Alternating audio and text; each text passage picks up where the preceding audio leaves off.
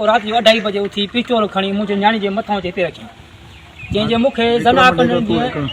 आवाज़ छा मतिलबु आहे? चाचा राति 2:30 बजे आयो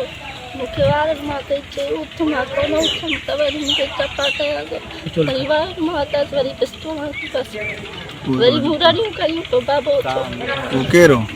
सतार मां बाबा ये वॾो हारी माण्हू आहे हे सरकश माण्हू आहे हिन 2 टे नाजाजूं कयूं आहिनि हर दफ़े नाजाइज़ी असां सां कंदो थो अचे घरनि में असांजे में घेरे थो रोज पिस्टोल खणी हिरासमेंट थो करे बचन खे मारे थो अगमी बच करे गिरियो हाणे क़ुरान पाक ते माफ़ी ॾिनी मंटार कमदार चवण ते मंटार कमदार क़ुरान पाक खणी सॼे ॻोठिया चङा वठी आया क़ुरान हिन खे माफ़ी जो